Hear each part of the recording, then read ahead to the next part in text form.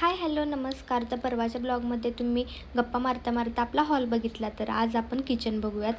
तर जास्त काही सामान आपण इकडे आणलेले नाही आहे, गरजेपुरतं सामान आणलेलं आहे. आणि मिलन रोज कारेगावला जातच असतात, आपल्या त्या घरी जात असतात. त्याच्यामुळे काय लागलं, कमी पडलं, कमतरता वाटली तर ते घेऊन येता येतं पटकन, एवढा काही प्रॉब्लेम येत नाही. त्यामुळे फक्त जे गरजेच्या वस्तू आहेत तेवढ्या घेऊन आलेलो आहेत. आणि आता काय आहे, गणपती येत आहेत. गणपती आता आपण कुठे बसवायचे हा पण प्रश्न आमच्या दोघांच्या डोक्यात होता, की इकडे बसवायचे की आपल्या त्या घरी बसवायचे. कारण त्या घरी जे काही सामान आपण ठेवलेलं आहे ना, ते घर आपण पूर्ण साफ करून आलेलो आहे. एका ठिकाणी ते सामान गोळा करून ठेवलेलं आहे, झाकून वगैरे व्यवस्थित सगळं काही. तिकडे गेल्यावरती मी तिकडचंही आपलं ते घर दाखवेल. बघायला खूप वाईट वाटते ते सगळं, असं सगळं सुनं सुनं पडल्यासारखं. पण मी तिकडचंही घर दाखवेल.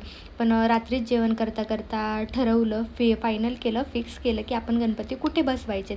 तर एक आयडिया तुम्हाला जर आली असेल तर गणपती आपण कुठे बसवणार, तर मला कमेंट करून नक्की सांगा की आपण कुठे गणपती बसवणार आहोत. कारण गणपती म्हणजे खूप मज्जा करण्याचा, मस्ती करण्याचा, आनंद लुटण्याची गोष्ट आहे. कारण ती एकदम हवीशी वाटणारी गणपती हा फेस्टिवल. आणि आपल्याकडे 10 दिवसांचे गणपती असतात. त्यामुळे जिथे छान वाटेल तिथे आपण तो गणपती बसवणार आहोत आणि ते आपलं फिक्स झालेलं आहे. तर असा काहीसे माझा किचन आहे, किचनची गॅलरीतनं बाहेर दिसणारा हा सगळा परिसर. वातावरण खूप छान आहे, कारण सध्या पावसाळ्याचे दिवस आहे, त्याच्यामुळे ऊन पडत नाही, आभाळ येते. इकडे आल्यापासून धो पाऊस तर काय पडला नाही. तर चलो, बाय.